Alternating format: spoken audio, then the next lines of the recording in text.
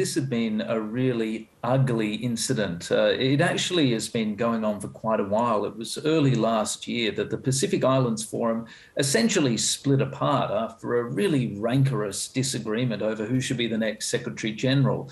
Now, Henry Puna, the former Cook Islands Prime Minister, won that battle, but it was very acrimonious because the Micronesians, largely from the North Pacific, a sub-region, claimed that it was their turn for the top job and that a gentleman's agreement had been breached by the other countries. They then began the process of essentially splitting from the Pacific Islands Forum, causing quite a bit of consternation in Canberra, which was worried about the impact this would have on the forum and what it would do to Pacific unity and solidarity.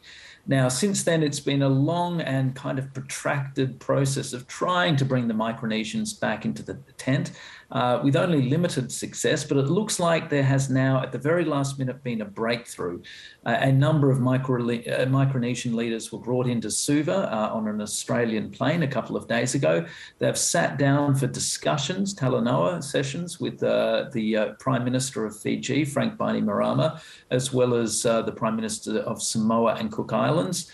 And it looks like they have now signed essentially a deal in principle, which should see the forum hang together.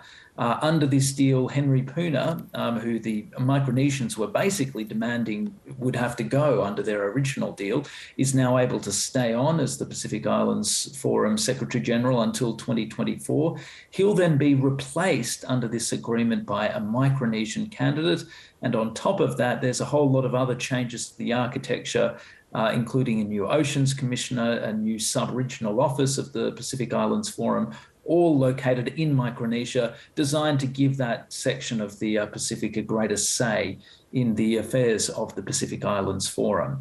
Now, this isn't an absolute done deal. It still has to be signed off by all the leaders. That's likely to happen at Suva at the forum leaders meeting next month. But the fact you've got all of these heavyweights basically endorsing the deal, including those Micronesians who were most determined to pull out of the region, probably signals that a deal is now done and that the Pacific Islands Forum is starting to look like it will hang together. Which is so important for them to be cohesive at this point. You talk about an Australian plane bringing those players to Fiji.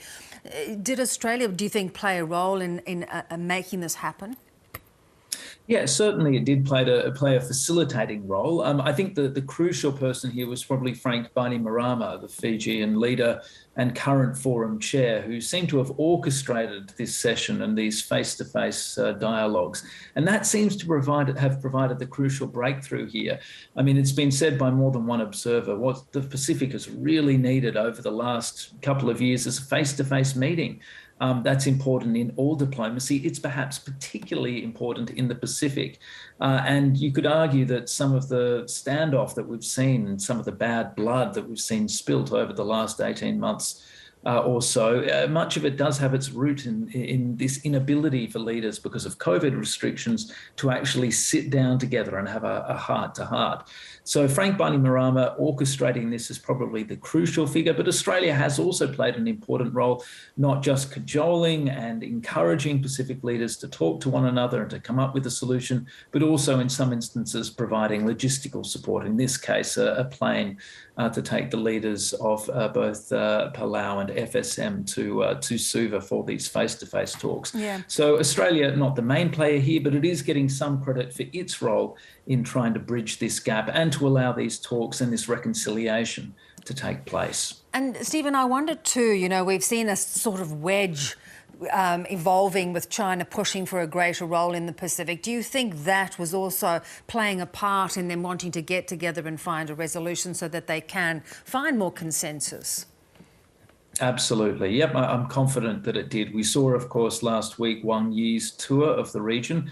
Not only that, more consequentially, we saw the second foreign ministers meeting between China and the 10 Pacific Island states that it has a relationship with. And of course, there was also this push for a regional agreement between China and the Pacific. Now, what that was all about was basically enshrining China at the center of this new regional organization or new regional dialogue, and also about China essentially bypassing PIF entirely and asserting itself as a really dominant player in the region, pushing Pacific regionalism to one side.